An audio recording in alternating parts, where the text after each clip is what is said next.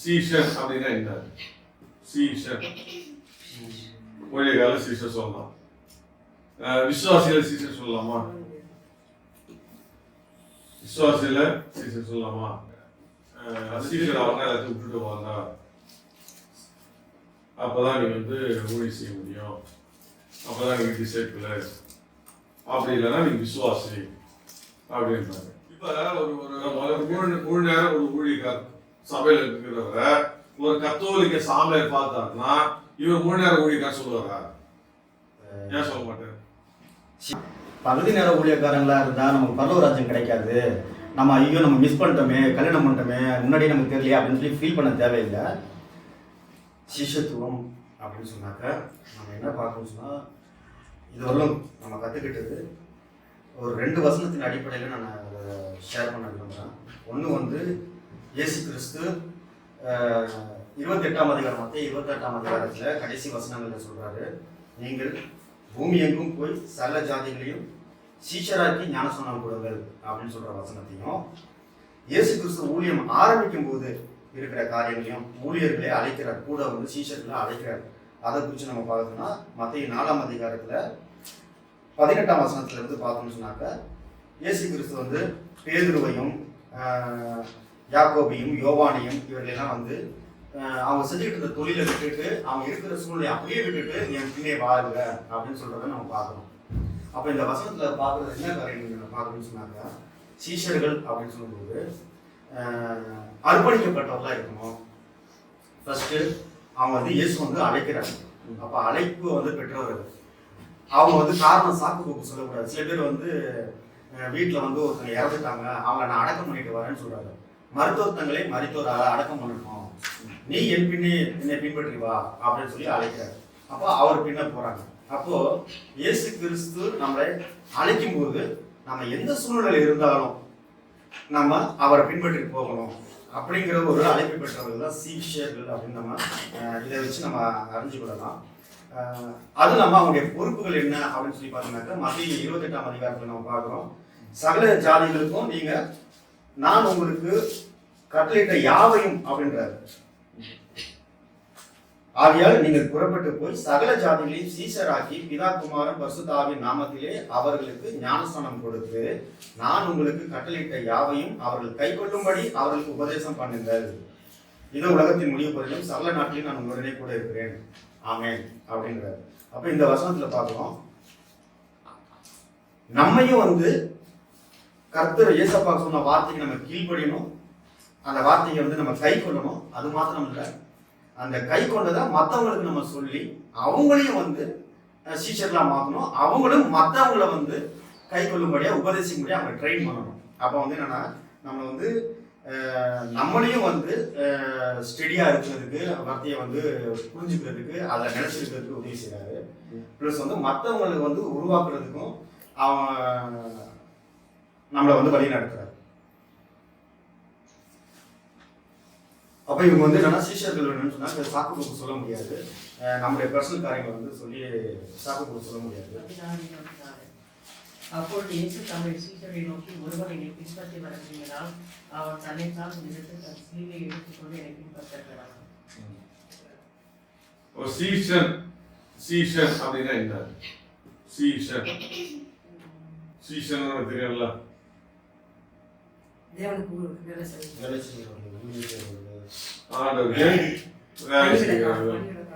ஊழியக்காரர்கள். ஊழியக்காரர்கள் சீஷர் சொல்லலாமா? ஊழியக்கால சீஷர் சொல்லலாம். விசுவாசிகள் சீஷர் சொல்லலாமா? விசுவாசியில சீஷர் சொல்லலாமா? இயேசுக்கு மட்டும் தான் திசை இருக்கிறாங்களா? அவ சீஷர்னா என்ன புரிஞ்சுக்கணும்? ஒரு குருவுக்கு ஒரு தலைமை, அவங்களுக்கு கீழே அவங்கள ஃபாலோ பண்றாங்கன்னா அவங்கள ரெஸ்பான்சிபிலிட்டியா இப்போ ஒரு ராஜா இருக்கிறாரு, ராஜா கீழ்படிஞ்சு செய்யறாங்க, அவங்க யாரு? அவங்க சீசர் சொல்ல முடியுமா? இப்போ ராஜா இருக்கிறாரு, ராஜா போய் அந்த போறாரு, அவங்க நாட்டுக்கு போய் எடுத்து அதை சண்டை போட்டு வந்தாரு, அவருக்கும் கீழ்படிஞ்சா இருக்கிறாங்க, அவங்க என்ன சொல்லுவோம்? ராஜாவுக்கு வேலையால் சேவாதன்னு சொல்லுவோம். அதே மாதிரி பேர் இவங்க கொடுக்க முடியுமா? அது என்ன ஒரு மெட்டீரியல் ரீதியா ஒரு எதிர்பார்ப்பு இருக்கிறவங்க நம்ம வந்து என்னதான் வந்து ஒரு தலைமைத்துவத்துக்கு அடுத்த லெவலில் இருக்கிறவங்க என்னதான் வந்து ஒரு இதாக இருந்தாலும் ஒரு மெட்டீரியல் ரீதியாக அவங்களுக்கு ஒரு ப்ராஃபிட் இருக்குது. அது இல்லைன்னு சொன்னாக்க அவங்க அந்த இடத்துல வந்து உண்மையாக இருக்க மாட்டாங்க அல்லது வந்து விளைக்குவாங்க. ஆனால் சீச சுலபம் அப்படிங்கும்போது அது வந்து ஒரு ஸ்பிரிட் சம்பந்தமானதாக இருக்கும். ஸ்பிரிட் ஓகே நம்ம தேடுறோம் தேட்டு வரோம். அப்போ ஸ்பிரிட் சம்பந்தமாக இப்போ உலகத்தையும் தலைவர் இருக்கலாம், அரசியல் தலைவர் இருக்கலாம், அவங்களுக்கும் ஃபாலோவர்ஸ் இருப்பாங்க. அவளை டிசைபிள் சொல்லுவோமா, அவளை சீசர் சொல்லுவோமா, அவளை சீசர் சொல்ல மாட்டோம். அவங்க யாரு பொலிட்டிக்ஸ் என்னது அவங்க பார்ட்டி மெம்பர்ஸ் அந்த மாதிரி ஏதாவது சொல்லலாம். ராஜாக்கு சேவர்கள் சொல்லலாம். ஆனால் சீசர்கள் என்பது ஸ்பிரிச்சுவல் ஒரு வார்த்தை சொன்னாரு. ஒரு பெரிய ஸ்டார் பெரிய சூப்பர் ஸ்டாரா இருக்காங்க அப்படின்னு சொன்னாங்க அவங்களுக்காக உயிரை கொடுக்கறது கூட துணிறாங்க. அவங்க வந்து அந்த தலைவர் வந்து ஒரு 5 பைசா காசு கொடுத்தது கிடையாது, கொடுத்தது. இது வந்து ஸ்பிரிட் லெவல்ல ஒரு கனெக்ஷன் ஆனது. இப்போ இதை வந்து நம்ம சீஷியன் சொல்லலாம், உலக ரீதியா சொல்லலாம். அப்படி சீஷன் சொல்லும் போது ஒரு அஃபெக்ஷன் அதான் பேஸ். அப்படி அப்படி அப்படி பார்க்கணுமா? அதாவது மெட்டீரியல் ரீதியா நமக்கு ப்ராஃபிட் இல்லைன்னாலும் நம்ம அவங்கள நேசிக்கணும், அவங்களுக்காக வந்து நம்ம தியாகம் பண்ணவும் நம்ம தயாராக இருக்கும். அப்போ ஒரு சினிமா நடிகனுடைய இவங்களை வந்து நம்ம டிசைபிள் சொல்லுவோமா இல்லை ஃபேன் சொல்லுவோம்? ரசிகர். ரசிகர். அப்போ ரசிகர் விட அட்டாச்மெண்ட் அடிப்படையில் என்ன இருக்குதுன்னா அவங்களுடைய உபதேசம், டீச்சிங், அவருடைய பிரசங்கம், அவருடைய கோட்பாடு, அவருடைய இதெல்லாம் இவங்க என்ன செய்யணும்? ஏற்றுக்கொள்றவர் தான் டிசைபிள். டிசைபிள் அப்படின்னு சொன்னாலே ஏசு தன்னோடு கூட இருக்கவும் அது இருக்கவும் மற்ற காரியங்களை கற்றுக் கொடுக்கிறார். அப்ப இவர்கள் இதை போல உலகம் போய் என்ன சுவிசேஷத்தை பிரசங்கி பிதா பசுதாவினாலும் ஞானம் கொடுத்து என் கட்டளைகளை கை கொள்ளும்படி செய். அப்ப டிசைபிளுடைய பேசிக் என்ன அப்படின்னு பாத்தீங்கன்னா, இப்ப புத்தருடைய சீஷன் அப்படி சொன்ன அர்த்தம் அவங்கள்ட்ட புத்தருடைய உபதேசங்களை கற்றுக்கொண்டவர்கள். அப்பதான் அவங்க என்ன செய்யணும்? போய் மக்களுக்கு சொல்ல முடியும். அப்ப அவருடைய ஹீரோ வர்ஷிப்பை விட எது மெயின் அவங்களுக்கு முக்கியம்னா அவருடைய உபதேசம் தான். டிசிப்ளினுடைய பாஸ் என்னது? உபதேசத்துல முதல்ல அந்த டிசிப்ளின் வார்த்தை நீங்க தேடி பார்த்தீங்கன்னா முதல்ல என்ன சொல்லப்படுதுன்னா கற்றுக்கொள்ளுதல். கற்றுக்கொள்ள அந்த காலத்துல பாத்தீங்கன்னா முனிவர்கிட்ட போய் அந்த ஆந்தில் உட்காந்துருப்பாங்களா ரிஷி மொத்தங்கள்லாம் போயிட்டு அவங்க கிட்ட போய் ஸ்டூடெண்ட் விடுவாங்க. அவங்க கிட்ட பேரு எச்சுஜன் கிடையாது, அவங்க பேர் என்னது? டிசிப்ளின் சொல்ல கற்றுக்கொள்ளுகிறவர்கள். ஓகேவா? முதல்ல அந்த டெஃபினிஷன் தெரியும். அப்ப யார் சீஷர்கள்? கற்று கொள்ளுகிறவர்கள். ஆண்டவருடைய உபதேசத்தை கற்றுக்கொள்ளணும்னு ஆசைப்படுறாங்க. அது வந்து இந்த வசனத்தில் தெளிவா இருக்குது. நான் அந்த வசனத்தை கொடுத்த வசனத்தில் என்ன பாருங்க, 6 லூக்கா 6:17 சீக்கிரம் வாசனா பார்த்து கேள்வி போயிடும். உபதேசத்தை கேட்கும்படிக்கு ஃபாசில வாசிங்க. Luke 6 சீக்கிரம் என்ன இருக்கியா? 6:17 oui அதான் சொன்னா. Il descendit avec eux et s'arrêta sur un plateau où se trouvait une foule de ses disciples et une multitude de personnes de toute la Judée, de Jérusalem et de la contrée maritime, de Tyr et de Sidon, qui étaient venus pour l'entendre et pour être guéris de leur maladie. அப்ப ரெண்டு வார்த்தையில பார்க்கிறோம், ரெண்டு கூட்டம் பார்க்கிறோம். ஒரு கூட்டம் என்னது? சீஷர்கள் கூட்டம். இன்னொரு கூட்டம் ஜன கூட்டம். ரெண்டு இருக்குதா? சீஷர்கள் ஒரு கூட்டம் யாரும் இறங்கி வராரு மலையில் மோட்டைகள் இருந்து. அப்போ ஒரு கூட்டத்துக்கு பேர் என்னது? டிசிப்ளின். இன்னொரு கூட்டம் ஓகே. இப்ப எதை வந்து எதோட ரெண்டு பேர் பார்த்து யூஸ் பண்றாங்க? உங்களுக்கு எதுக்காக வந்து பண்ணாங்கன்னு சொல்றாரு? ஒண்ணு உபதேசத்தை கேட்கும்படிக்கு. சரியா? அப்ப அங்கே அவருடைய சீஷர்கள் அநேக பேரும் ஓகேவா? எதுக்கு இந்த பேரும்? அவருடைய உபதேசத்தை கேட்கும் படிக்கும், தங்கள் வியாதிகளில் நின்று குணமாக்கும் படிக்கும் யூதேயா தேசத்து திசைகள் யாவற்றிலும் இருந்து எருசலேம் நகரத்தில் இருந்தும் தீரு சீதோன் பட்டணங்கள் இருக்கிற கடலோரத்தில் இருந்தும் வந்தவர்களாகிய திரளான ஜனங்களும் இருந்தார்கள். சரியா?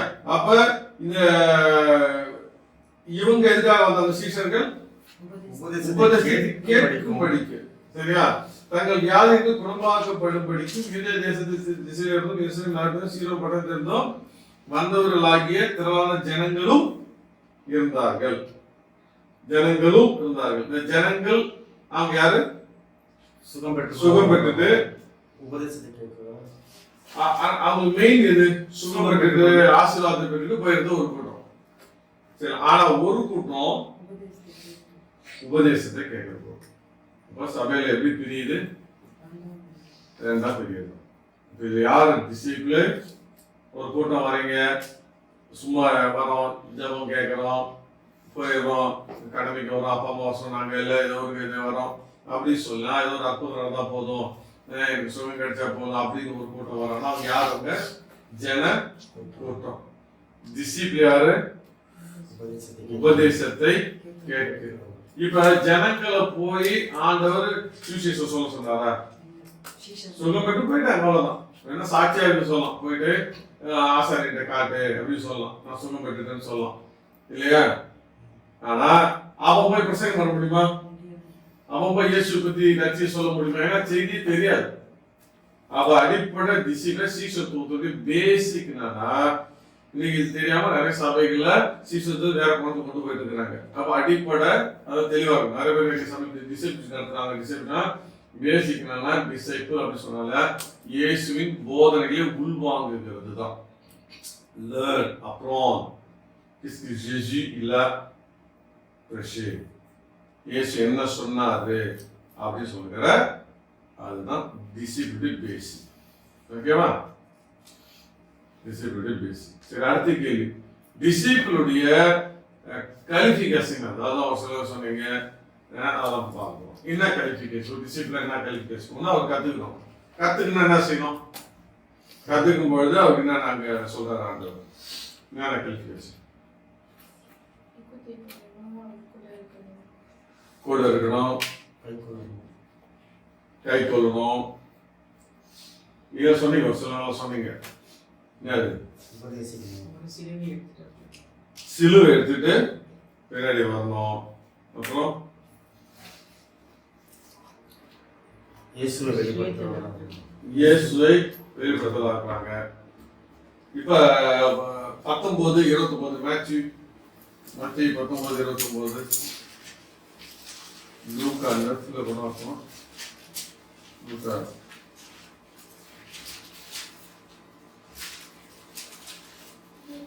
என்ன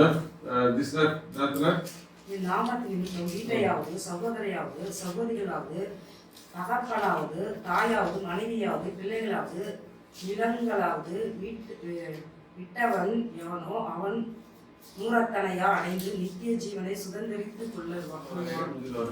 சரி, டிசிப்ளுக்கு என்ன குவாலிட்டி? ஒன்று சிலுவை சுமந்து கொண்டு வரது சொல்லுவோம். இப்ப என்ன சொல்றாங்க? நாமத்தின் நிமித்தம் சகோதரியாவது சகோதரியாவது தகப்பனையாவது தாயாவது மனைவியாவது பிள்ளையாவது நிலங்களாவது விட்டவன் எவனோ அவன் நூறத்தனை அடைந்து அப்படின்னு சொல்றாரு. சரி, இப்ப நான் ஆண்டவருடைய செய்திய உபதேசத்தை கேட்டுட்டு நான் அவர் பின்பற்றேன்னா நான் இதெல்லாம் விடணும்னு சொல்றாரு. அப்படிதானே? என்ன அர்த்தம்? வீட்டை விட்டுணும். சகோதரர் சகோதரி தாய் தகப்பன் மனைவி பிள்ளை நிலம் எவனோ. ஓகே, நீங்க என்ன சொல்றீங்க?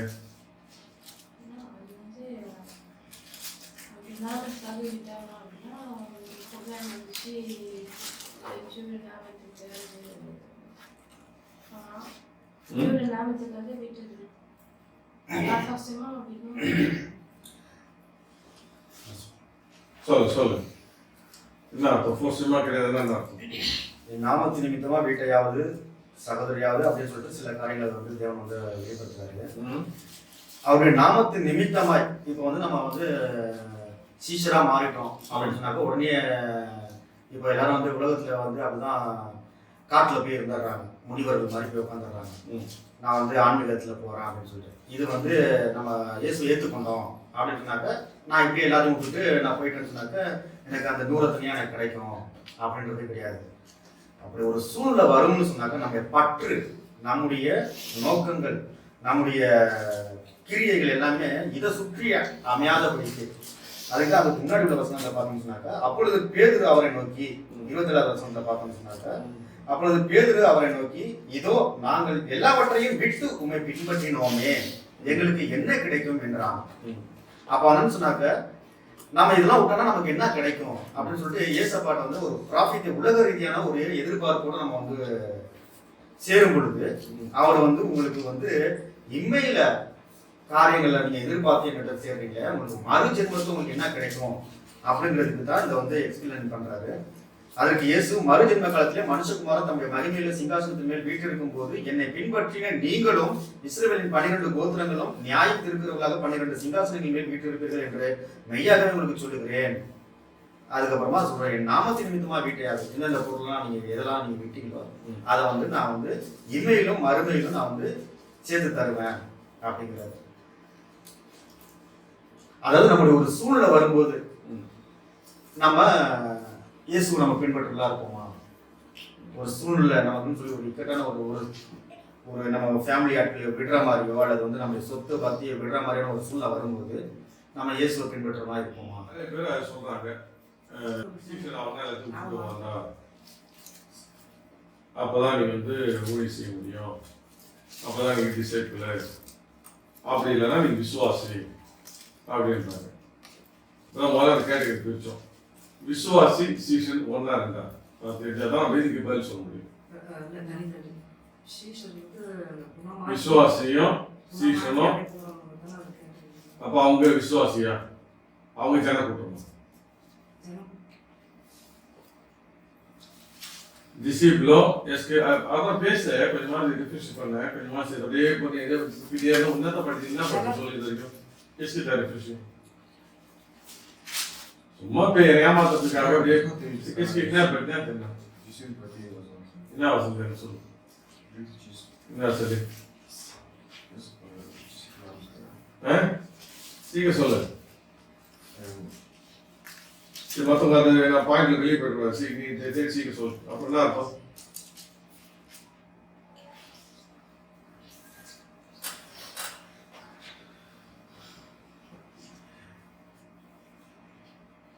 அப்ப இன்னைக்கு ஊழியத்துக்கு நீங்க வரணும் அப்படின்னு சொன்னா எல்லாத்தையும் விட்டுட்டு வரணும்.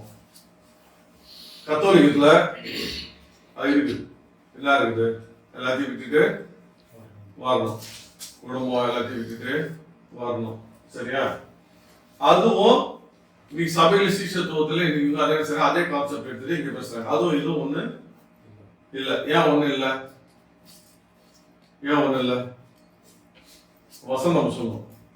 இப்ப ஒரு ஒரு முழு நேரம் ஒரு ஊழியக்கார் சபையில இருக்கிறவர ஒரு கத்தோலிக்க சாமியார் பார்த்தாருன்னா இவர் முழு நேரம் ஊழியக்கார் சொல்லுவாரா? ஏன் சொல்ல மாட்டாரு? ஏன்னா அவர் அதுக்குன்னு சொல்லி படிச்சவர் ஒண்ணு. சரி, உண்மையாவே வந்து அவர் கல்யாணம் பண்ணாம இருக்காரு. கல்யாணம் பண்ணாம அவர் வந்து இந்த வேலை மட்டும்தான் செய்யறாரு. இப்ப சபையில இருக்கிற ஒருத்தர் நான் முழு நேரம் ஊழியக்காரன்றாரு, கல்யாணம் பண்ணிக்கிறாரு, புள்ள வச்சுக்கிறாரு. சரியா? இப்ப அவர் வந்து தன் முழு நேரம் ஊழியக்கார சொன்னா அவர் முழு நேரம் ஊழியக்காரா? உலக வேலை செய்யாம உலக வேலை வந்து போயிட்டு ஒரு வருமானம் சொல்லிட்டு நம்ம தேடாம ஊழியத்தை மட்டுமே ஃபுல்லாக செய்கிறவங்க சொன்னாக்க ஒரு வேலை ஏற்றுக்கலாம். ஊழியத்தை மட்டுமே செஞ்சானே ஏற்றுக்கலாம்னு சொல்லிட்டு பிரதர் சொல்றாரு. நீங்க என்ன சொல்றீங்க?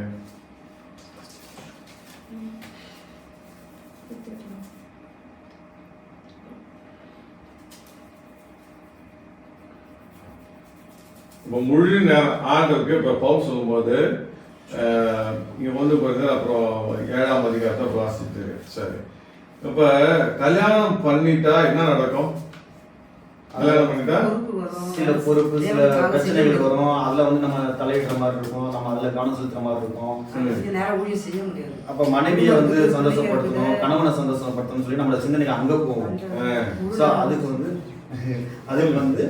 நம்ம இடம் கொடுக்காம, ஆனா அவர் என்ன சொல்றாரு, பவுல் என்ன சொல்றாங்க, கல்யாணம் ஆகாதவங்க கல்யாணம் பண்ணிக்கணும்னு நான் சொல்லி உங்களை சொல்லல, கல்யாணம் பண்ணாம இருக்கிறதே நல்லது. ஆனா கல்யாணம் பண்ணிக்கிட்டவங்க நீங்க பிரிஞ்சு போகணும்னு சொல்லி நினைக்காதீங்க அப்படின்னு சொல்றாரு. ஆமா, சரிங்களா? இப்ப நீ விவாகம் பண்ணினாலும் பாவம் இல்லை, கன்னிகை விவாகம் பண்ணினாலும் பாவம் இல்லை, பாவம் அல்ல. ஆகிலும் அப்படிப்பட்டவர்கள் சரீரத்திலே உபத்திரப்படுவார்கள், அதற்கு நீங்கள் தப்ப வேண்டும் என்று இருக்கிறேன். சரிங்களா? அப்புறம் தொடர்ந்து நீங்க வாசிக்கும் பொழுது, அவன் கர்த்தருடைய நீங்கள் கவலையற்றவர்களா இருக்க விரும்புகிறேன், விவாகம் இல்லாதவன் கர்த்தருக்கு எப்படி பிரியமாய் இருக்கலாம் என்றும் கர்த்தருக்குரியவர்களுக்காக கவலைப்படுகிறான். அவ ப்ரீஆக்குபேஷன், அவனுடைய மைண்ட் ஃபுல்லா எதுல இருக்கும்? அவன் தான் முழு நேர ஊழியர். முழு நேரம் அவனுடைய ஆவி, ஆத்மா, சரீரம் யாருக்கு செயல்பட்டு போக சொல்றாரு? கர்த்தருக்கு செயல்படும்.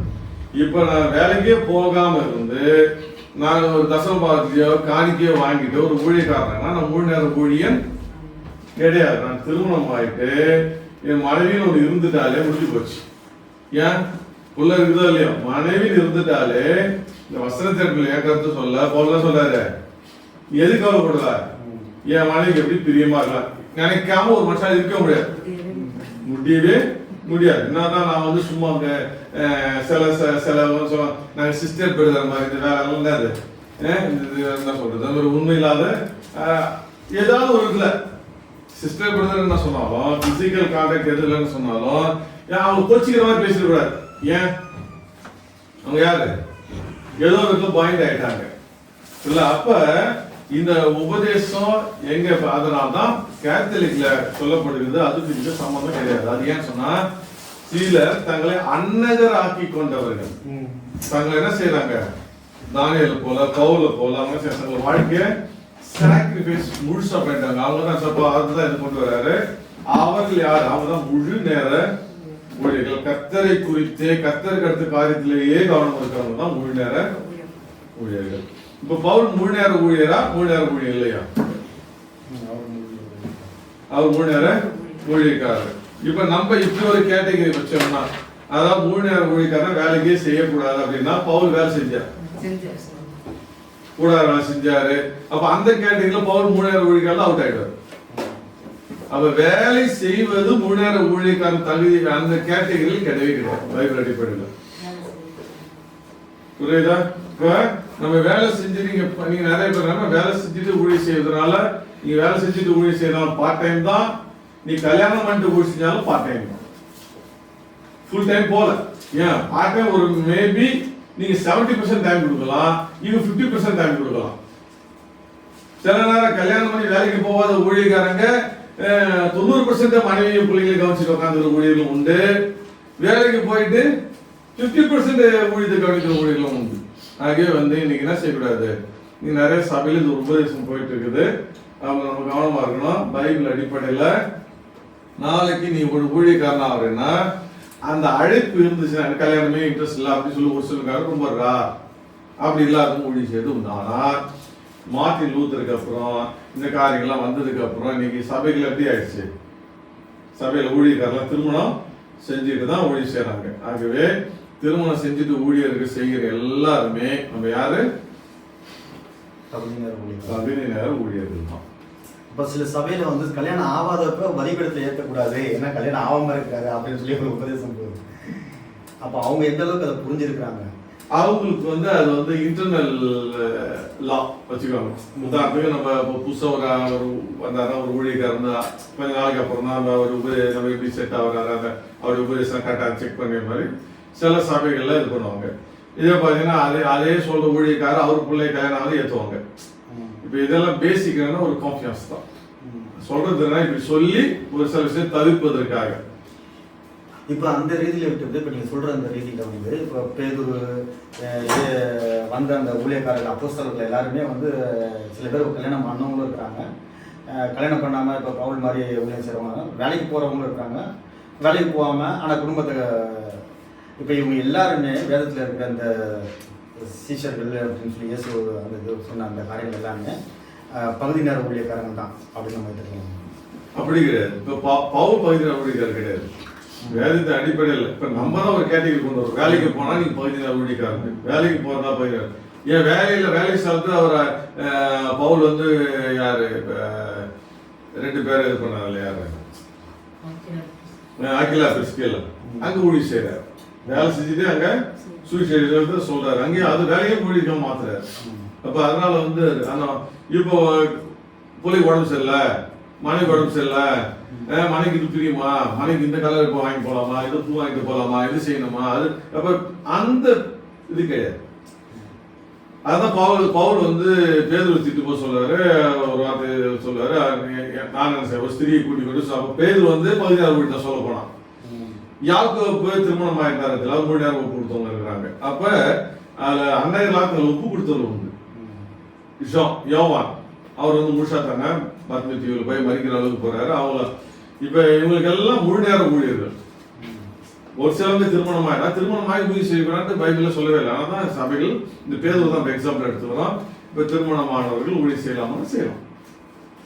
இப்ப ஆண்டவர் எல்லாரும் பயன்படுத்த வளரா இருக்கிறார். யார் ஸ்திரீகளை பயன்படுத்துவாரு, வாலிபலை பயன்படுத்துவாரு, எல்லாரும் ஆண்டவருக்கு தேவை. இப்போ மிஷினரி ஊழியங்களை வந்து நம்ம வந்து சபையில வந்து சில பேர் வந்து அபிஷேகம் பண்ணி இந்த பகுதிக்குன்னு சொல்லி அவங்க செலக்ட் பண்ணி அனுப்பிடுறாங்க. கணவன் மனைவியை அவங்க அபிஷேகம் பண்ணி இந்த இடத்துக்கு அனுப்பிடுறாங்க. அப்போ அவங்களுடைய பொருளாதார தேவைகளை வந்து சந்திக்க முடியாது, சபைகள் வந்து உதவி செய்யுது.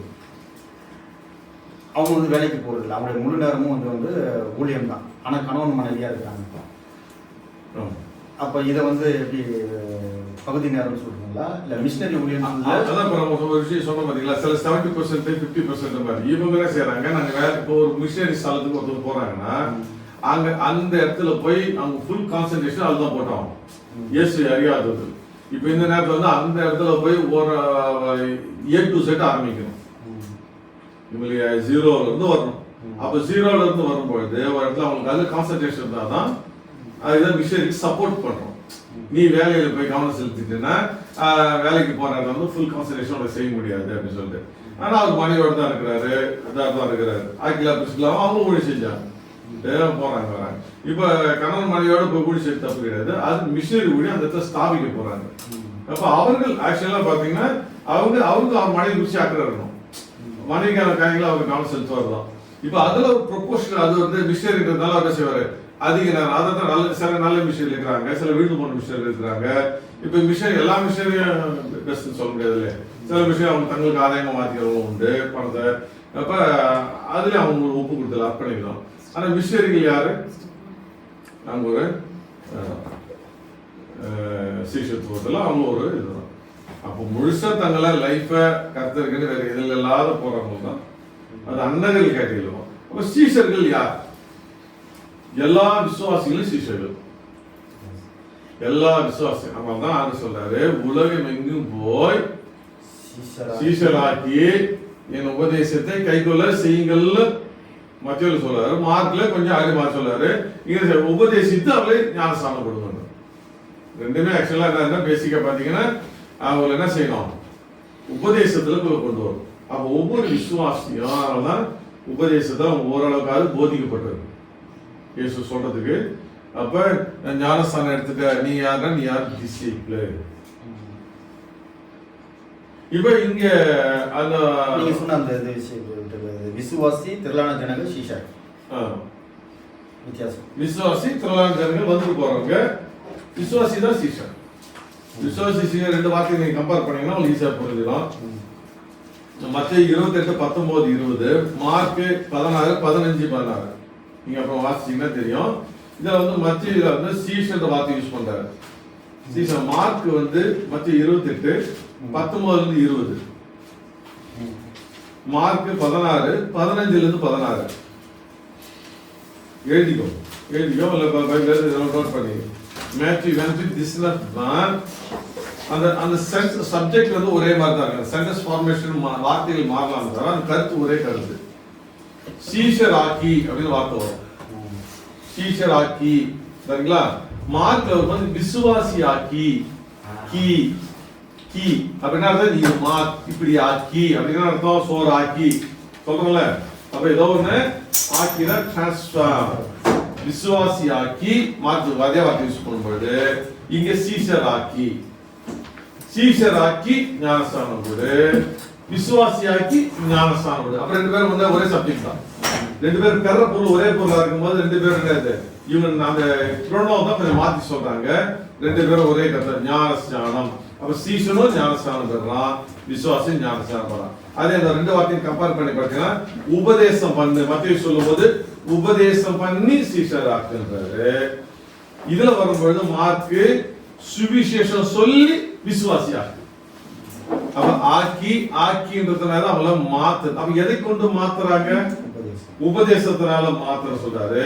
சுவிசேஷத்தினால விசுவாசி ஆக்கின்றார். அப்ப இங்க இதுல வந்து இன்னொரு கேட்டகரி நமக்கு அப்போஸ்தலன்றது அது எந்த நீங்க அப்போஸ்தலன்ற சீஷர்கள் அப்போஸ்தலர்களா? அவர் கூட ஒரு 12 பேரை செலக்ட் பண்றார் ஆண்டவர். சீஷர்களுக்கு தான் 12 பேரை சீஷர் வந்து ஒரு 12 பேர் செலக்ட் பண்றார். அப்போஸ்தலர்கள் சொன்னா அனுப்பப்பட்டவங்க வார்த்தை அர்த்தம் தான். எவ்வளவு ஸ்பெஷலா இப்ப அது நம்ம பாத்தீங்கன்னா எபிசில வர மாதிரி தீர்க்க அப்போஸ்தலர்கள் தீர்க்கதரிசி வந்து அந்த ஹைரார்கி இன்ஃப்ராஸ்ட்ரக்சர் உள்ள எப்படி சபையில எப்படி அந்த உள். ஆனா உலகளாவிய சுவிசேஷம் பரவும் போது டிசிபிள் யாரு டிசிபிள்?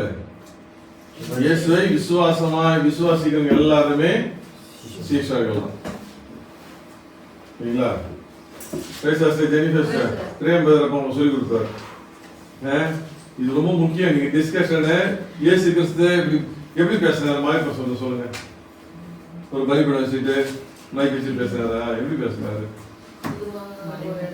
பொதுவானா சினிமால பாத்தீங்க எப்படி பேசுறாரு மலை பசங்கள்ல?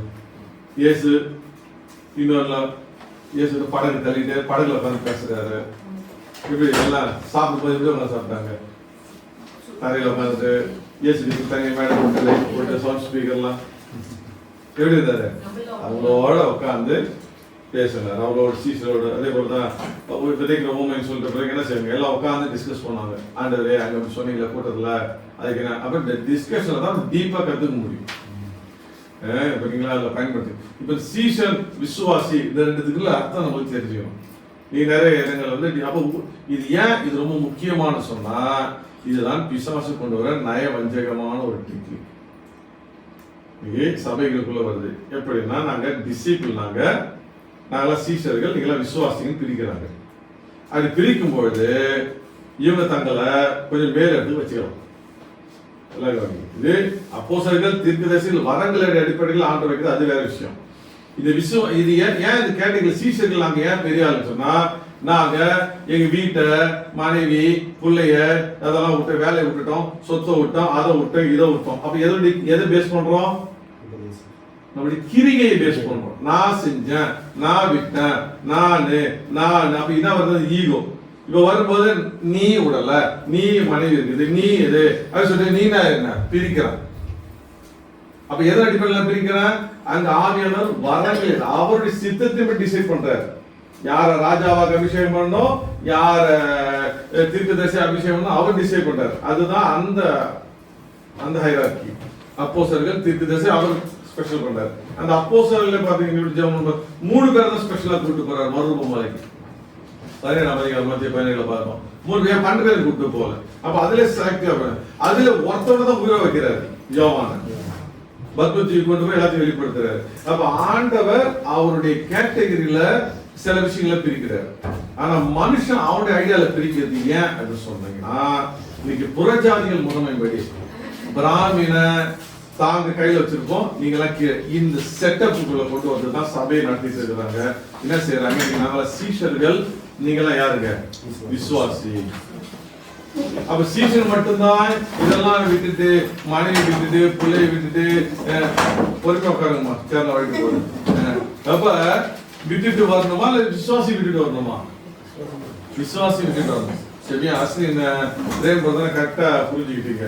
அது என்ன தெரியுமா அர்த்தம் கரெக்டா அது உன் தாய் இதை வந்து பெரிய பிரதானமான புஸ்தகமா எடுத்து நீங்க என்ன செய்யறாங்க சபையை குழப்பி அதுல 4 பேர் மாட்டைக்கு பிடிச்சி காசை வாங்கி எனக்கு தசம் வாங்கலாமா ஜனங்கிட்ட காசை கொடுக்கலாமா நாங்களாம் சீசர்கள் நாங்க வேற 3 நேரம் ஊழியம் நீங்கெல்லாம் வந்து அப்படி இப்படி டிஸ்டிங் பண்ணி பிரிச்சுட்டு அப்ப என்ன செய்யறாங்க இன்னைக்கு இந்துக்கள் இருந்த தாங்க ஹை காஸ்ட் நீங்களா லோ காஸ்ட் நாங்க தான் பூஜை பண்ணுவோம் நீங்களா இப்ப என்ன செய்யறாங்க எதன் அடிப்படையில் பிரிக்கிறாங்க தங்களுடைய பிரிக்கிற அடிப்படையில் பிரிக்கிறாங்க அதான் இந்த வஞ்சகத்துல நம்ம விழுந்து போயிடக்கூடாது சவார் அப்ப என்ன எதன் அடிப்படையில் நம்ம வரணும் கிரியை கீழே கிருபையில தான் நிக்கிறோம் சரிதா அது அப்ப கிரிகை வரும்போது என்ன சொன்னார் ஆண்டவர் அந்த வசனம் மத்திய 19 சீக்கிரம் வாசிங்க 19:29 மத்திய 19:29 என்ன சொல்றாரு மேத்யூ 19:29 என் நாமத்து நிமித்தம் இப்படிலாம் எரோசேஷன்ஸ் கேட்டாங்க பிரதர் போன வாட்டி அதுக்காக தான் போன வாட்டி செய்தி அந்த மாதிரி கொண்டு போனோம் எப்படி கள்ளோபதேசம் வந்தா நாங்க கண்டுபிடிக்க முடியல ஒரு கேள்வி கேட்டீங்களா இல்ல 3 வாரத்துக்கு முன்னாடி சில இடத்துல போறோம் ஒரு சபையில போறோம் இப்ப இந்த மாதிரி இந்த சபைகள்ல இன்னைக்கு சீஷன் விசுவாசி பிரிக்கிறாங்க இப்ப அந்த வசனம் லாஜிக்கா கரெக்டா உங்களுக்கு வசனம் கொடுத்தேன் பிரதர் எல்லா தப்பு யாரும் இறங்கி நினைச்சா நீங்க வேணா செக் பண்ணீங்க நான் எதுவுமே நான் யாரும் ஏமாத்தின செய்யணும் கிடையாது அதுல உண்மை வசனத்துக்கு என்ன இருக்குது அதான் சீஷனும் விசுவாசியும் ஆண்டு ரெடி பாக்குறாரு உங்க எல்லா விசுவாசியும் அவர் சீஷனா இருக்கணும் அப்ப எல்லா விசுவாசியும் கற்றுக்கணும் எல்லா விசுவாசியும் அவருடைய உபதேசம் தெரிஞ்சிருக்கணும் சரியா சூப்பர் இப்போ இந்த வசனத்தை வாசிச்சீங்க பாருங்க மத்தியில என்ன சொல்றாரு 19:29 என் நாமத்தின் நிமித்தம் வீட்டையாவது சகோதரியாவது சகோதரிகளையாவது தகப்பனையாவது தாயையாவது மனைவியாவது பிள்ளைகளையாவது நிலங்களையாவது விட்டவன் எவனோ அவன் நூறத்தனையாய் அடைந்து நித்திய ஜீவனை சுதந்திரித்துக் கொள்வான் சரியா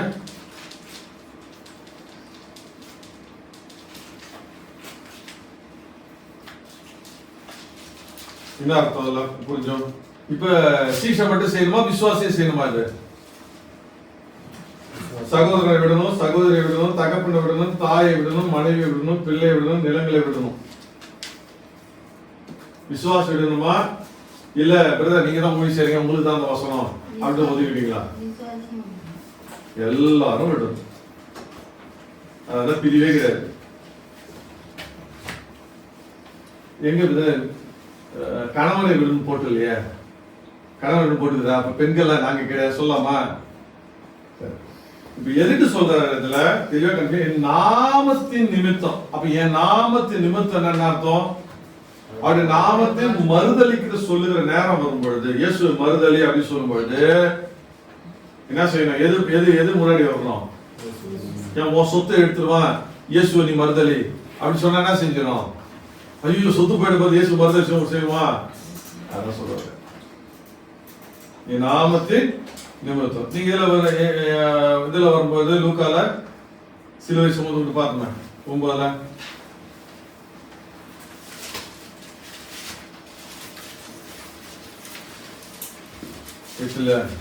பாருங்க தன் ஜீவனை 9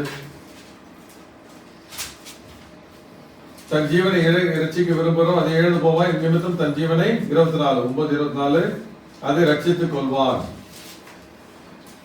தன் ஜீவனை ரட்சிக்க விரும்புகிறவன் அதை இழந்து போவான் என் நிமித்தம் தன் ஜீவனை இழந்து போகிறவரை ரட்சிக்கப்படுவான் 26 கவனிங்க என்னை குறித்தும் என் வார்த்தைகளை குறித்தும் எவன் வெட்கப்படுகிறானோ அவனை குறித்து மனுஷகுமாரனும் தம்முடைய மகிமையோடும் பிதாவின் மகிமையோடும் பரிசுத்த தூதர்களின் மகிமையோடும் வரும்போது வெட்கப்படுவார். ஓகே கர்த்தர் நல்லவர். சரி அவன் நூறத்தனையாய் அடைந்து நித்திய ஜீவனையும் சுதந்திரித்து கொள்வான். முந்தினோர் அநேகர் பிந்தினோராயும் பிந்தினோர் அநேகர் முந்தின. இதான் அர்த்தம். இதான் அர்த்தம். நிறைய பேரு இதுல தாக்கு பிடிக்க விட மருந்து வச்சுக்குவாங்க. இப்ப அந்தி கிறிஸ்து வரப்போற நாட்கள் வருதுன்னு வச்சுங்க, வருது சீக்கிரம் வருது வச்சுங்க. அந்தி கிறிஸ்து முத்திரை வரி தரிக்க போறோம். சி இல்ல பேட்ச் குத்திக்கோ, இல்ல ஒரு சிப்பு வச்சுக்கோ, அப்போ ஒரு நாட்கள் வரப்போகுது. அதுக்குள்ள சபை எடுத்துக்கொள்ளப்படும் உண்மையா இருந்தோம்னா அதில் தப்பிச்சு நம்ம வெளியே போயிடணும். சரிங்களா? இப்ப அந்த சூழ்நிலை வரும் பொழுது நம்ம இயேசு மறுதளித்து அந்திகிறிஸ்து முத்திரை அவருடைய நாமத்தை ஏற்றுக்கொள்ளுமா, இயேசு நாமத்தை ஏற்றுக்கொள்ளுமா? அதான் செய்யணும். அப்ப முந்தினோர் அநேகர் பிந்தினோர் என்ன செய்யலாம்? இப்ப நான் ஊழி செஞ்சிருக்கேன், நாளைக்கு அந்திகிறிஸ்து வந்து நம்ம மிரட்டுறான் அது பண்றான்னா நான் என்னை உப்பு கொடுத்து ஏமாந்து போயிடலாம். ஒருவேளை சாதாரண விசுவாசம் செஞ்சுட்டு அவங்க வைராக்கியம் என்ன செஞ்சிருவாங்க? ஆடு நாமத்தை மறுதளிக்காம நாமத்தின் நிமித்தமும் உபதேசத்தின் நிமித்தமும் மறுதளிக்காம நிக்கிறாங்க. இதுதான் ஆண்டு சொல்றாரு. இது யார் செய்யணும்? எல்லா விசுவாசியும் செய்யும். இயேசு நாமத்துக்காக நிக்கணும். சீசன் மட்டும் கிடையாது. சீசன்னா இதை நீங்க பண்ணீங்கன்னாது நீங்க அதை விட்டுட்டு வாங்க, இதை விட்டுட்டு வாங்க, அப்பதான் நீங்க வந்து பலிபீட ஊழியம் செய்ய முடியும், சீசன் ஆக முடியும் அப்படின்னு சொன்னாங்கன்னா அதுக்கு அல்ல உபதேசம். அப்படின்னு சொல்லிட்டோம்னா விசுவாசிகள் நாளைக்கு அந்திகிறிஸ்து வர நாட்கள் அவங்க ஆயத்தமா இருக்க மாட்டாங்க. இது நம்முடைய பொறுப்பு இல்ல, அப்ப அவங்க தான் செய்யணும். நம்ம சாதாரண விசுவாசி தானே, நம்ம அற்புதம் பெறதுக்காக போனோம். ஆண்டவர் சொன்னாலே லூக்காவுல 6:17 வாசிச்சோம் இல்லையா? ஒரு ஜனக்கூட்டம் வந்தாங்க, சீடர்களும் வந்தாங்க. ஜனக்கூட்டம் வேற அற்புதத்தை அடைஞ்சிட்டு போயிட்டாங்க, சீடர் மட்டும் உபதேசத்தை கேட்டார்கள். அப்ப நம்மளும் ஆண்டவர் ஒரு சிலரா இருந்தாலும் ஆண்டவருக்கு சீடரா இருக்கதான் ஆண்டவர் நம்மள அழைச்சிருக்காரு. அப்ப நான் விசுவாசின்னு சொல்லும்போது என்ன சொல்றேன்? என்ன சீசன் சொல்லுகிறேன். அப்ப இந்த சீசத்துவத்துல என்ன செய்யறோம் நம்ம? இது இப்ப உடனே இப்ப எல்லாத்தையும் நம்ம வித்து கொண்டு வந்த ஆதி திருச்சபையில கொடுத்தாங்க. அதுக்கப்புறம் கண்டினியூ ஆச்சா? ஆதி திருச்சபையில எல்லாரும் அனிலால் சபை யாரு இது அவங்க தானே? ஏமாத்தி வச்சிருவாங்க இல்லையா? அப்ப அந்த நாட்டில் எல்லாரும் காசு பத்தல வித்து வீட்டை சொத்தை பத்தல வித்து கொண்டு போட்டாங்க. அதுக்கப்புறம் தொடர்ந்து நினைச்சு அப்போஸ்தலர் பணியில இப்ப அதே உபதேசம் தொடர்ந்து சொல்லி செய்ய முடியுமா? ஏன் செய்ய முடியாது? அந்த காலகட்டம் வேற, அந்த காலகட்டம் வேற. ஏன்னா சபை உருவாகுது. அப்ப அவங்க மறைஞ்சு ரோம ராஜ்யத்துக்கு பயந்து வாழ்றாங்க. அப்ப சபை உருவாகுதா எல்லாரும் தன்னோட போட்டு அங்க ஒரு எல்லாரும் அப்ப அந்த செட்டப்ப ஆர்டர் அப்படியே மாத்திராரு. அதுக்கப்புறம் அது கொஞ்ச நாட்கள் தான் நிலைச்சது, அதுக்கப்புறம் மாத்திட்டாரு. சீடர்கள் ஆர்டர் 14 அவர் கூட வச்சிருந்தாரு சிலர், அதுக்கப்புறம் உலகம் வந்து சம்பளிச்சாரு. அதே போல ஒரு சில காரியம் அது அந்த காலத்தை நம்ம பிடிச்சிட்டு இருக்கக்கூடாது. இப்ப எப்படி சொல்றாரு ஆண்டவர்? நம்ம எங்க போனாலும் அவருக்கு சாட்சியாய் நிற்க வேண்டும். இயேசு அவருடைய உபதேசத்தை மறுதளிக்கிற எந்த காரியம் தான் அது எனக்கு 2வது தான் அப்படின்ற மனநிலையை உருவாக்கி கொள்ள வேண்டும். ஒரு ஊழியக்காரர் ஒரு சாட்சி கேட்டேன், அது ஒரு நல்ல ஆண்டு ஊழியம் செஞ்சவர். அவர் ஊழியம் செய்யறாரு ஒரே காரணம் அவருடைய பிள்ளைகளை ரொம்ப கொடுமைப்படுத்தி சித்திரவதை பண்ணாங்க. அப்ப ஆண்டு கேட்டார், ஆண்டவரே ஒரு கூட்டம் சேர்ந்தது, என்ன செஞ்சோம்? ரொம்ப நல்லதானே செஞ்சோம். ஒரு ஊழிய மிஷனரியா போய் இந்த தேசத்துல ஊழியம் தானே செஞ்சோம். என் பிள்ளைங்களை போட்டு இப்படி கொடுமைப்படுத்தி அடிச்சு நாசம் பண்ணாங்களே அப்படின்னு சொல்லிட்டு ஆண்டவர்கிட்ட கண்ணீர் வச்சு அவர் ஜெபம் பண்ணும்போது ஆண்டவர் சொன்னாரு, நீ என் நாமத்தின் நிமித்தம் அவர்களை மன்னி. உன் பிள்ளைங்க ஒன்றும் தப்பும் செய்யல, அவங்க ஊழியது ஒப்பு கொடுக்கல, ஆனாலும் நீ செஞ்ச நிமித்தம் அந்த நாமத்தின் நிமித்தம் உன் பிள்ளையாவது சகோதரியாவது. அப்ப யார் பிரதானமா இருக்கணும்? கீதையாவது நிலவையாவதுப்பா ஆண்டவர் நமக்கு கற்றுக் கொடுக்கிற எதிர்பார்க்கிற காரியம் ஆண்டுடைய நாமத்துக்கு அவருடைய உபதேசத்துக்கு. ஒரு கள்ள உபதேசம் போன கள்ள உபதேசத்துல பேசப்படுது அப்படின்னு சொல்லுவோம். நமக்கு எப்படி இருக்கணும்? எவ்வளோ அவமானம் வந்தாலும் ஒரு உறவே நமக்கு இழந்தாலும் சகோதரன் அப்படின்னா சொல்றான், இது கள்ள உபதேசம், இது கிடையாது, இது அப்படி கிடையாது, ஆண்டவர் சொல்ல நல்லா தெளிவா புரிஞ்சுக்கிட்டீங்க. இது ஒரு பெரிய சபையில பேசிட்டு இருக்காங்களாம். இந்த தெளிவு கூட இல்லை. இந்த அஸ்லினும் பிரேமதர் ஊழியக்காரர் இது கண்டுபிடிச்சதுன்னா கண்டுபிடிக்க முடியாது ஒரு கூட்டம் போயிட்டு. அப்போ அவனுக்கு தசம் மாத்தி காணி கொடுத்து வேலைக்கு போத நல்லா ராஜா மேல துண்டுக்கிறதுக்கு அவர் பேராது முழு நேர ஊழியக்காரர். முழு நேர ஊழியக்காரர் கிடையவே கிடையாது. முழு நேர ஊழியக்காரர் செய்யலாம் அவுட், எல்லாத்தையும் விட்டு 0 வெளியே நிற்கணும். சொத்து இருக்க கூடாது, எதுவுமே கூட அவங்க பேர்ல. அவங்க தான் 3 நேரம் அவங்க பேர்ல சொத்து வச்சுக்குவாங்க, கார் வச்சுக்குவாங்க, வீடு வச்சுக்குவாங்க, எல்லாம் வச்சுக்குவாங்க. அன்னைக்கு வந்து சொல்ல 3 நேரம் ஊழியக்காரு ஜனக்கிட்டே எதுவும் வாங்கிக்கிறாரு, பாஸ் கொடுக்குற அரசா வாங்கிக்கிறாரு, கூலியும் வாங்கிக்கிறாரு. ஏதாவது குறைகள் இருக்கும் அவருக்கு. ஆனா இப்ப பலிபீடத்துல போய் தாங்க யாரு யார் ஏமாத்துறோம்? ஊழியக்காரர் உண்மைதான் பேசணும். ஆதாயத்துக்காக நம்ம என்ன செய்யக்கூடாது? பொய்ய பேசக்கூடாது. இப்ப ஆண்டவர் அதை சொல்லல. கையின் பிரயாசத்தினால நீ உண்பாய், உன் உழைக்கணும். ஆனால் ஊழியர் ஒன்று அழைச்சாருன்னா என்ன செய்யணும்? இந்த பவுல் சொல்லிட்டாரு 1 கொரிந்தியர் வாசிச்சு 7ஆம் அதிகாரத்தில், நீ கட்டப்பட்டவனா இருந்தாலும் அழிக்கப்ப வகை தேடாது, உனக்கு மரியாதை ஆயிடுச்ச, உன் குடும்பத்தை நடத்து, பகுதியில் மூடி ஒழுங்க செய், உன் குடும்பத்தையும் கவனி, கத்திரவில்லைங்கன்னு. ஆனா ஒரு நேரத்தில் மறுதளிக்கிற நேரம் வரும்பொழுது, சூழ்நிலை வரும்போது, உனக்கு சாட்சியை நிறுத்துற நேரம் வரும்போது யார் உனக்கு மேல நிற்கணும்? ஃபர்ஸ்ட் இயேசு நிற்கணும், உன் குடும்பம் 2வது அர்த்தம். அதுதான் சீஷம். சீஷத்தை ஒரு புரிஞ்ச disciple? C'est qui disciple? Est-ce que toi, est-ce que toi disciple? Tu es disciple là? ஒரு discipleship எப்படி நீ செயல்பட போற? முழு நேரமா செயல்படுற, பகுதி நேரமா செயல்பட போறியா? இப்போ கல்யாணம் ஆனவங்க யாருமே முழு நேரம் பண்ண முடியாது, அந்த கேட்டகரி அவுட். ஏமாத்திட்டு இருந்தாங்கன்னா அவன்கிட்ட தெளிவா சொல்லணும், தம்பி 1 கொரிந்தியர் 7 ஒழுங்கா வாசி. சோத்திரம் ஒரு பகுதி ஒழுங்கா, அதெல்லாம் 3 நேரம் ஒழிக்காது, பெரிய இடம் சரி, அதுக்கு உண்மையும் உத்தமமான நீச்சு, அதுல சின்ன உனக்கு அவ்வளவுதான் கொடுத்தாரு ஆண்டவர். உன் மனைவி பிள்ளைங்களோட தான் நீ மொழி செய்யணும், அந்த செட்டப் எனக்கு அவ்வளவுதான் கொடுத்தீங்க ஆண்டவரு. அதுல 100% நான் உண்மையா இருக்கிறேன், அதுதான் கிரீடம் கிடைக்க போதவர நீ வந்து அப்படி இருந்துட்டப்ப சகோதரிகள் கட்ட வயசானதான் ரட்சிக்க போறோம். இப்ப அந்த சூழல்ல அந்த பர்சன்ட் நீங்க 100% கரெக்டா இருந்தீங்கன்னா, பலன் கொடுத்தீங்கன்னா, உங்களை கொடுக்கப்பட்டதுல 3000 சின்னத்துல இருந்து உப்பு கொடுத்து நசிரிய விரதத்தோட இருந்து வரானா அவனுக்கு 1 வரை கிடைக்குதுதான். ஏன் நான் சொல்றாரு, எந்த அளவினால் அளக்கிறாரோ கொடுத்தாரோ அந்த அளவினால் தான் அவரு கணக்கு கேட்பார். அதனால வந்து நீங்க பகுதி, இது உலகத்தை கேட்டகரி தான் பகுதி நேரம். நமக்கு சீரிய பெருமை நீங்க சொல்லிக்கலாம், நான் பகுதி நேரம் 3 நேரம் ஊழியக்காரன்ல. ஆனா இந்த பகுதி நேரம் ஊழியத்துக்கு உண்மையை உத்தமாக கர்த்தருடைய நாம மகிமையிடணும், அதுக்காக பிரயாசம், அதுக்காக சிந்தனை, அதுக்கான காரியமே நம்ம டெவலப் பண்றோம் செய்யறோம்னா இதே ஈக்குவல், இதை தான் தராசுல இருப்பார். நீதிக்கு நியாயத்துக்கான வித்தியாசம். ஜஸ்டிஸ் ஏன் இந்த வார்த்தை என்னது? ஜுரிதி, நியாயம், நீதி, வித்தியாசம். அப்ப நீதி வரும்போது இதான் நீதி. நியாயம் வரும்போது எல்லாத்தையும் கணக்கில் எடுத்துக்குவாங்க. அவருடைய சூழ்நிலை எப்படி, இவரு 3 நேரத்துல வீட்டுல இருந்தாரு, இவரு வேற வேலையே கிடையாது, இவரு நல்லா சாப்பிட்டு உட்கார்ந்து இருந்தாரு, இப்ப இவருக்கு கணக்கு கேட்கறது வேற கேட்டகரியில கணக்கு கேட்பாரு, வேற ஸ்கேல்ல வந்துடும். புரியுதா? நம்ம ஊர்ல கோட்டான்னு சொல்லுவாங்க, தெரியல, கேள்விப்பட்டீங்களா? கோட்டான்னு கேள்விப்பட்டீங்களா? ஒரு அதுக்கு ஒரு 7 பிள்ளை ஒன்று படிக்குது, இப்போ எக்கனாமிக் கோட்டான்னு வருதுன்னு வச்சுக்கலாம். அந்த குடும்பத்துல அப்பா அம்மா இல்லை, இறந்துட்டாங்க, இல்லை அனாதை பிள்ளை படிக்குது, அவளுக்கு வருமானம் இல்லை, அந்த பிள்ளை டாக்டருக்கு மார்க் எடுக்குது. எல்லாம் கவனிச்சிங்க, அது டாக்டருக்கு படிக்கணும். 1200 சரி எவ்வளோ மார்க் ஆயிடுச்சாங்க, 1200க்கு உதாரணத்துக்கு அந்த பிள்ளை வந்து 800 தான் எடுக்குது. ஆனா ஒரு பிள்ளை நல்லா ரிச்சா இருக்குது, டியூஷனுக்கு போகுது, எல்லாம் போகுது, அது 1100 எடுக்குது. இப்ப 2 பேர்ல யாருக்கு டாக்டர் சீட்டு கிடைக்கும்? மார்க். அதான் நீதி, மார்க் அதிகம். நியாயம் என்னன்னா, நியாயம் எடுத்து இந்த பிள்ளையோட சூழ்நிலை எல்லாம் கணக்கில் எடுக்கும்.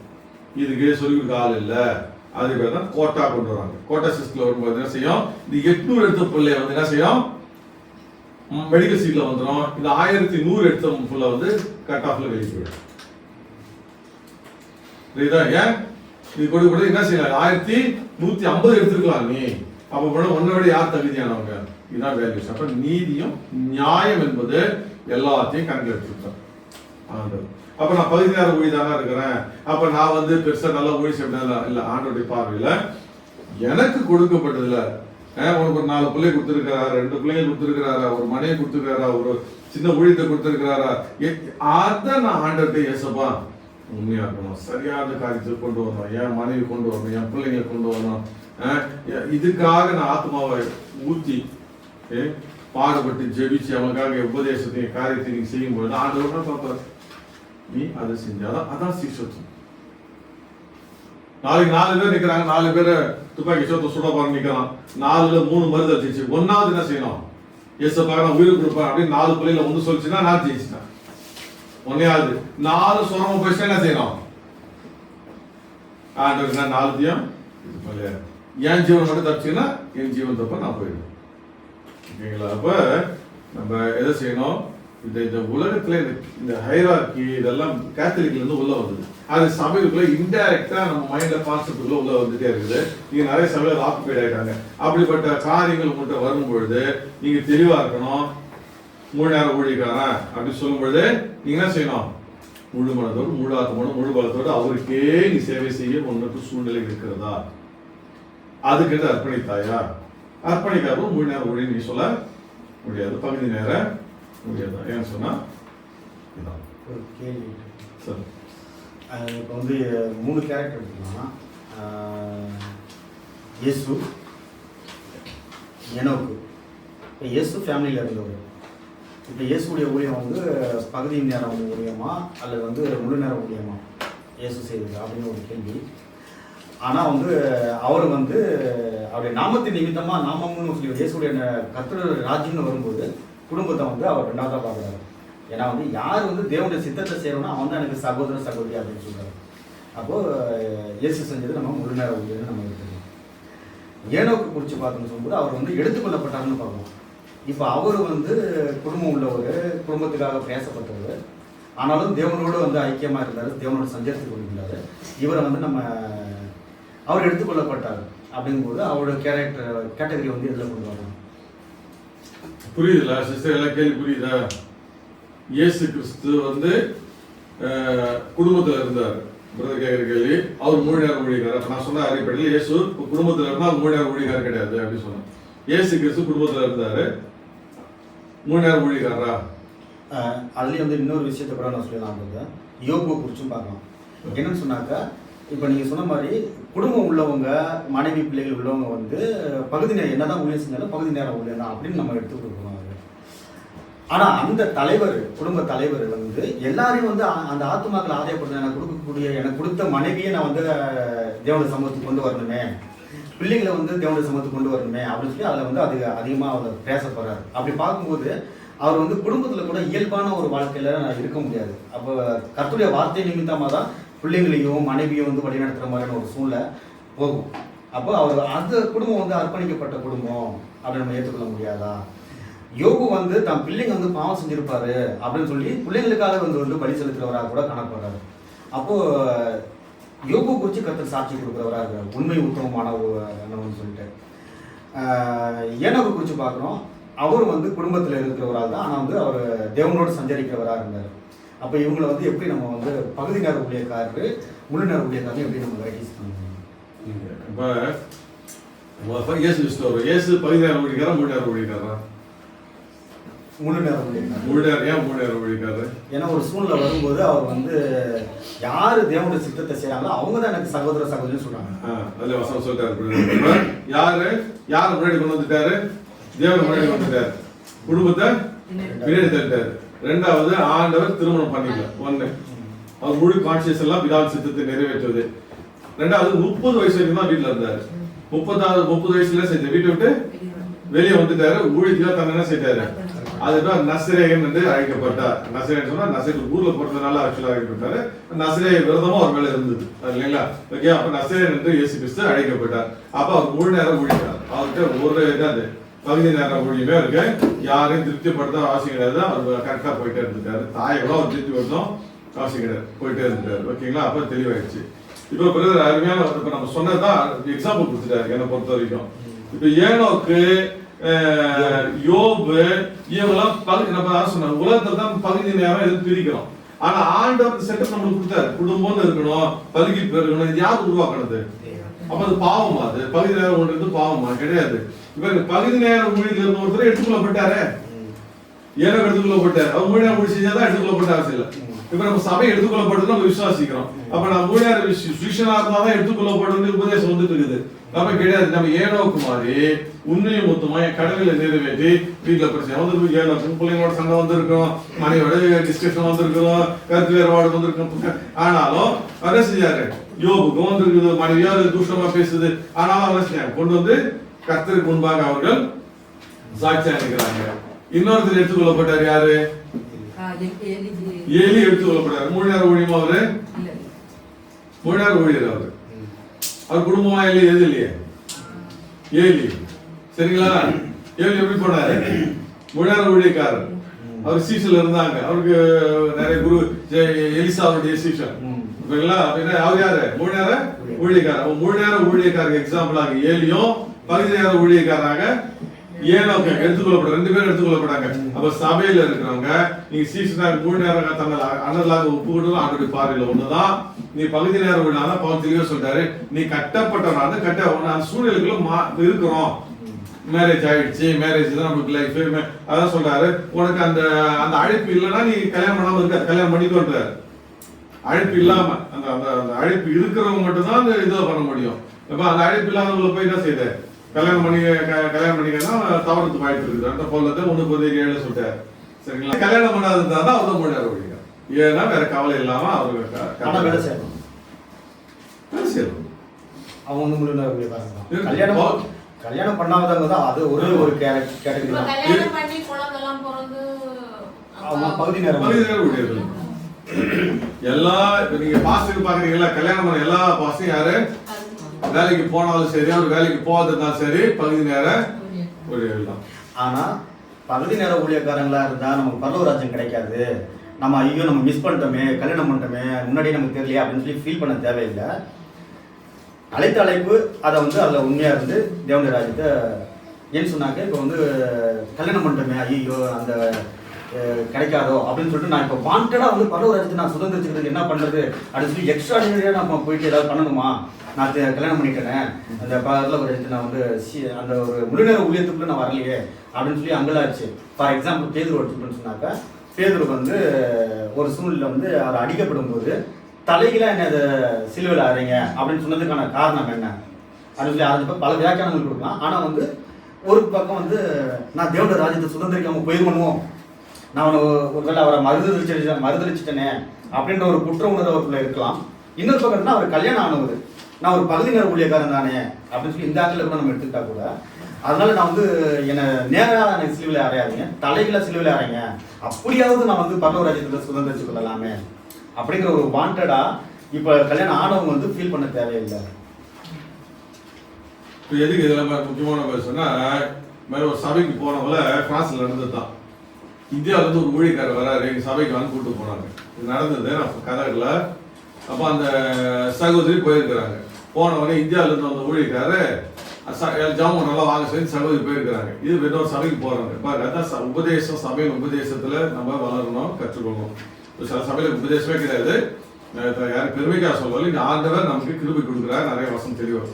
இப்ப அங்க என்ன பண்ணிட்டாங்க, போய் தலையை காட்டினாங்க. அவர் என்ன பண்ணிட்டாரு, தீர்க்க தரிசனமா இதை பேசிட்டாரு. பேசிட்டு வீட்டுல வந்து வீட்டுல டைவர்ஸ் பண்ணிட்டு போயிட்டாங்க. நல்லா இருந்த குடும்பம், புள்ள வீட்டுக்காரங்க என்னது கேட்டா ஆண்டவர் என்ன ஆயிடுச்சாராம், எல்லாத்தையும் விட்டுட்டு 3 இந்து பயங்கரமான அபிஷேகம் மேல தீர்க்க அபிஷேகம் இருக்குது, அது இருக்கு இது இருக்குன்னு சொல்லிட்டு பாருங்க ஒரு குடும்பத்தை. அதுதான் சபையில் அங்கங்க கூப்பிடுறாங்க, போகும்போது ஜெய் செஞ்சு என்ன செய்யுங்க சபை நல்லா கேள்வி கேட்டீங்க. கலை பேசும்போது தெரியாது உங்களுக்கு, தீர்க்க மாதிரி பேசுவாங்க. நீங்க ஒரு குடும்பமே சின்ன பண்ணமா இருக்குது. நான் போய் சொல்றது உண்மை, சுவாசம் வருது. ஏன் சொல்றீங்கல்ல, அங்க ப்ரொஃபஸின்ற பேர்ல அன்னைக்கு ஒரு ஆப்பிரிக்க வீடியோ எனக்கு வந்துச்சு. அந்த அவனை கூப்பிட்டு வச்சு உனக்கு புது பொண்டாட்டி ஆண்டவர் கொடுக்குறாருன்றாரு. அந்த ஐயோ அல்லேலூயா, உன் பொண்டாட்டி உனக்கு கீழ்ப்படிய மாட்டுது. ஆமே இவரு உடனே நம்ம பொண்டாட்டி தான் கீழ்ப்படிது. ஏதாவது ஒண்ணு சண்டை பண்ணலாம். அது ஒண்ணு என்ன நேரத்துக்கு வாசனை வர மாட்டேது வீட்டுக்கு. ஆமே சொல்லி இது நான் விசாரிக்கல இருக்குது வீடியோ. அவனுக்கு ஆண்டு உடனே பிஷப், அவர் பேர் பிஷப், பிஷப் நல்ல ஒரு பொண்ணா பார்த்து வைக்க சபையில இருக்கிறாங்க, கவலையப்படாது. இவரு கூத்தும் கேலியுமா போகுது இன்னைக்கு சபை. இந்த பிள்ளை இன்னைக்கு என்ன செய்யணும், புத்திமொழி சொல்லி திருந்துறா, அதை ஒழுங்கு பண்ணு, ஜாபம் பண்ண கொண்டு வரதான் சொல்லணும். என்ன செஞ்சாரு, நம்ம தான் ஒரு பாஸ்டர் ஒரு இந்து பையனை என் ஃப்ரெண்டை கொண்டு போய் சொல்லியிருப்பேன். டைவர்ஸ் பண்ண போது நான் வந்து அழுதுட்டு இருந்தேன் என்கிட்ட. சரி அவன் ஊருக்கு ஒரு நேரத்தில் போய் சரி ஒரு ஊழிக்காரர் காட்டி வரலான்னு போட்டா வந்துட்டு ஃபோன் அடிக்கிறேன், என்னடா பாஸ்டர் சேர்த்து வச்சிட்டாரு. ஆடா என்ன சொல்றாங்க, அவங்க பாஸ்டர் பண்ணி டைவர்ஸ் பண்ணி வேற பண்ண கல்யாணம்ன்றாரு. நான் என் பொண்டாட்டிக்கா ரத்தத்தை ஊற்றி எழுதுவேன். அப்படி லவ் பண்ணேன் அந்த பொண்ணை, ரத்தத்தை கையை வெட்டி எழுதுவோம். அப்படி அந்த போய் சேர்த்து வைப்பார், ஜெர்மனி சேர்த்து வைப்பார் போனா என்ன சொல்லிட்டாரு, அது போட்டோம் உனக்கு தான் நல்ல வேலை இது, நீ வாத்தியார் வேலை இருக்குது, கவர்மெண்ட் இவ்வளோ லட்சங்களை சம்பாதிக்கிற, வேலை பொண்ணு கல்யாணம் பண்ணிக்கிறான்ட்டாரு. இந்த ஆள் ஒரு ஊழியர் அழைத்துட்டான். எனக்கு எது சொல்லணும்னா, என் ஃப்ரெண்டு தான் என்ன ஃப்ரீயாக திட்டான் சொல்லணும்னா, அனுமதிப்பில் இது முக்கியமானது. இன்னைக்கு நம்ம சத்தியத்தை தெரியணும். ஒவ்வொருவருக்கும் நமக்கு ஒரு சூழல் கொடுக்கப்பட்டிருக்கிறா. இதான் குடும்பம், இதான் வாழ்க்கை, இது தவிர எனக்கு வேற கிடையாது. இதில் தான் கட்டப்பட்ட மாதிரி தான் இருக்கும். கட்டப்பட்ட இந்த பவுண்டரிக்குள்ள நான் இருந்து கட்டுறதுக்காக இதாகிடும் செய்யணும். இல்லாததுக்காக நம்ம கவலைப்படக்கூடாது. எனக்கு அப்படி இருந்தா, அப்படி செஞ்சிருப்பேன், அப்படிப்பட்ட வாழ்க்கை இருந்தா இல்லை, இதுதான் உனக்குன்னு பவுல் தெளிவா சொல்றாரு. கல்யாணம் ஆகாத பிள்ளைகள் எடுக்கிற டிசிஷன் வேற. கல்யாணம் ஆகாத இருக்கிறவங்க அவங்களுக்கு ஸ்பெஷல் அழைப்பு ஆர்டர் கொடுக்குறாரு, நான் சாமியார் மாதிரி ஆக போறேன் அப்படி சொல்லிட்டு போறாங்களா, அது வேற விஷயம். அப்படி சில பாஸ்டர்ல இருக்கிறாங்க, கல்யாணமே பண்ணிக்காத ஒப்பு கொடுத்து இருக்கிறவங்க. அதனால அவங்க உயர்ந்தவங்க மற்ற தாழ்ந்தவங்களும் கிடையாது. ஆல்ரெடி பாருங்க, எல்லாருமே ஒண்ணு. பேதுரு முன்னாடி அடிச்சாரு, பவுல் பின்னாடி வந்தாரு. பவுல் என்ன செஞ்சாரு? பவுல் ஓவர்டேக் பண்ணிட்டாரு. இதுல அதனால அதான் ஆண்டவர் சொல்றாரு, முன்னாடி ஆனவர் பிந்தினவர். அதனால ஆண்டவருடைய பார்வையில எல்லாரும் அவருடைய பிள்ளைகள் தான், அவங்க கொடுக்கப்பட்ட சூழல்ல. அப்ப டிசைபிள்ஷிப் அப்படின்றது யாருக்கு? ஒவ்வொரு விசுவாசியும் சீஷன், ஒவ்வொரு விசுவாசியும் நீங்க சீஷிகள். சீஷிகள் என்பது அவருடைய வார்த்தையை கற்றுக்கொள்கிறவர்கள் தான். சீஷன் வார்த்தை சீஷன்ஸ் குரு கிட்ட கற்றுக்கொள்கிறவர்கள். லேர்னர் சீஷன் வார்த்தைக்கு டிசைபிள் வார்த்தைக்கு விளக்கம் டிக்ஷனரியில் போட்டீங்கன்னா கற்றுக்கொள்கிறவர்கள். இயேசு கிட்ட கற்றுக்கொண்டார்கள், கற்றுக்கொண்டதை மக்களுக்கு போதிக்கிறார்கள். அப்போ ஒவ்வொரு விசுவாச மேல விழுந்த கடமை அவருடைய உபதேசம் எனக்கு தெளிவா தெரியணும். திருமணத்தை குறிச்சு என்ன சொல்றாரு, குடும்ப வாழ்க்கை குறிச்சு என்ன சொல்றாரு, பரிசுத்தத்தை குறிச்சு என்ன சொல்றாரு, சுகத்தை குறிச்சு என்ன சொல்றாரு, ஊழியத்தை குறிச்சு என்ன சொல்றாரு, உபதேசம் தெளிவா இருக்கும் பொழுது நான் யாரும் அவருடைய டிசைபிள். இந்த டிசைபிள் கேட்டகரி அவங்களுக்கு கொடுக்கப்பட்ட வாழ்க்கை சூழ்நிலைக்கு ஏற்ற பிறகு சிலர்கள் ஆண்டோட அழைப்பு இருக்கும்போது முழுசனாக ஒப்பு போறவங்க, அண்ணர்களாக தங்களை கொடுக்கிறவர்கள், திருமணமே ஆகாத ஒப்புறாரு. அது அழைப்பு. ஆண்டவர் சொல்றது வரம் பெற்றவர்கள் சொல்றாரு, அது கிஃப்ட். சரிங்களா? அதுக்கு இதுவும் சம்பந்தம் வரம். இரண்டாவது ஒப்பு கொடுக்கிறவர்கள், தங்களை அர்ப்பணிக்கிறவர்கள், இதெல்லாம் ஒரு கேட்டகரி. அது தெளிவா இருக்கணும். அப்ப இப்போ முழு நேரம் ஊழியம் செஞ்சவங்க, அதை சாரி வந்து கல்யாணம் பண்ணவங்க வந்து முழு நேரம் ஊழியக்காரங்களா ஆக முடியாது அப்படின்ற ஒரு கேட்டகரியில வந்து சொல்ல போனால், நான் உபதேசம் வந்து ஒரு புறஜாதி ஆட்கள்கிட்ட ஒரு மூணாவது மனசட்டை வந்து நான் சொல்லலாம், ஈஸியாக சொல்லலாம். அதே மாதிரி அவங்களும் வந்து அந்த நேரத்தில் ஆமான்னு சொல்லிட்டு போயிடுவாங்க. ஓகே நீங்கள் சொல்கிறது ஓகே தான் அப்படின்னு சொல்லிட்டு போயிடுவாங்க. சில பேர் வந்து ஆர்குமெண்ட் பண்ணுறவங்க இருக்காங்க. ஆனால் வந்து மேக்ஸிமம் ஆட்கள் வந்து சரி அப்படின்னு சொல்லிட்டு போயிடுவாங்க. அதுக்கப்புறம் அவங்க ஃபாலோ பண்ணலாம், ஃபாலோ பண்ணல, அது ரெண்டாவது விஷயம் தான். ஆனால் வந்து கேட்பாங்க. ஆனால் குடும்பத்தில் இருக்கும்போது, குடும்பம் ஒன்று இருக்கும்போது அங்கே தான் கேட்க மாட்டாங்க. சொல்லப்போனால் நம்ம அங்கே சொல்கிறத விட இங்கே சொல்கிறது பெரிய வந்து வேலை அதிகம் இல்லை நமக்கு. சொல்லப்போனால் நம்மளும் வந்து ஸ்டடியாக இருக்கணும். ஏன்னா நம்ம சொல்ல போனோம்னாக்கா அவங்க நம்மளை வந்து திருப்புவாங்க. அப்படி இருக்கும்போது நம்மளும் அவங்களுக்கு முன்னாடி வந்து ஒரு சாட்சியாக இருக்கணும். ஒரு ரட்சிக்கப்படாத ஒரு ஆத்மா, ஒரு கணவனோ மனைவியோ ரட்சிக்கப்படணும்னா அவன் நம்ம சபையை கூட்டிகிட்டு வரதுக்கு நம்ம சாட்சி ரொம்ப முக்கியம். அப்படி இருக்கும்போது அவங்க முன்னாடி நம்ம சாட்சியாக வாழ்றது பெரிய விஷயமா இருக்குது.